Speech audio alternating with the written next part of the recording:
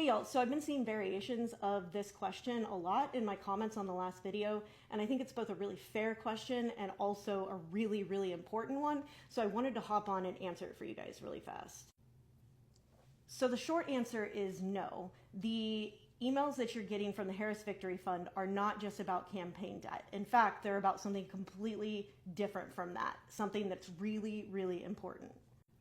The way a victory fund works, they have them every single presidential cycle, and while a victory fund always bears the name of the presidential candidate, so in this case it's called the Harris Victory Fund, it's actually not just about the presidential race. A victory fund is about the coordinated campaign that the party as a whole are running to win seats up and down ballot. So it's not just raising money for the presidential race, it's also raising money for House and Senate races and often, gubernatorial races in states where those are on the ballot, that sort of thing.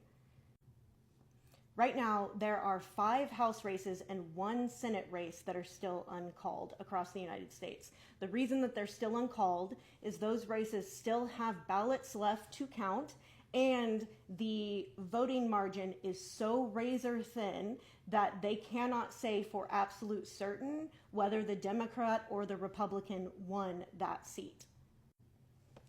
And when I say razor thin, I mean razor thin.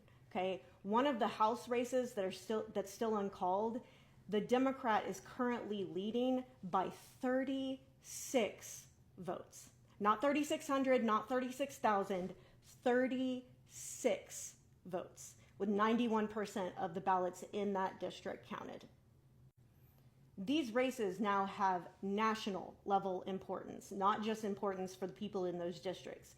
And the reason for that is that Republicans, while they currently have majorities in both the House and the Senate, meaning they have paved the way for Donald Trump to enact his agenda, those majorities are also razor thin. Let's use the House as an example. So there are 435 seats in the House. In order to have a majority, you have to have 218 seats held by your party to hold the majority. Right now, Republicans hold 218 seats, while Democrats hold 212, and then the last 5 are still up for grabs. So while Republicans currently have that majority, in order to pass things right now, they would have to hold on to every single member of their caucus to get something through. And that is not something that Republicans have historically been super great at. Just think about how long it took them last time around to choose who their speaker was, right? That was a complete shit show. They had to vote over and over and over again. And the reason for that is that within the Republican caucus, there are several subgroups that have their own agendas. Some of the subgroups are ultra far right, hardliners, like the Freedom Caucus people, think like Marjorie Taylor Greene, Lauren Boebert, like those level of crazies. And then you have, the more moderate conservatives. They don't always align. As of right now, with only 218 seats in their majority, the speaker would have to convince every single one of them to be on board for any given vote in order for them to pass it. And that is a very, very difficult thing to do.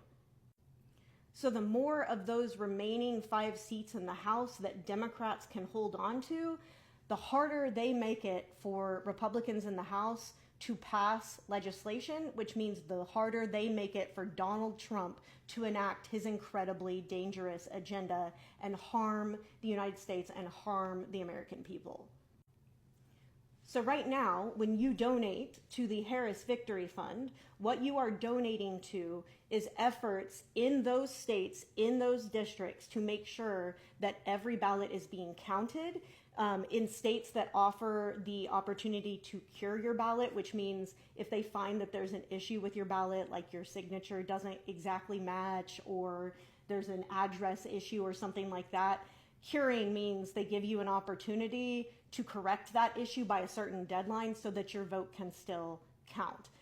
So donations to the Harris Victory Fund pay for there to be people that are calling voters who are currently on the list as not having their ballot counted because there was an issue with it. They are calling those voters, particularly calling those Democratic voters, and letting them know, hey, there's an issue with your ballot. If you want it to count, you must fix it by this date. Here's how you do that.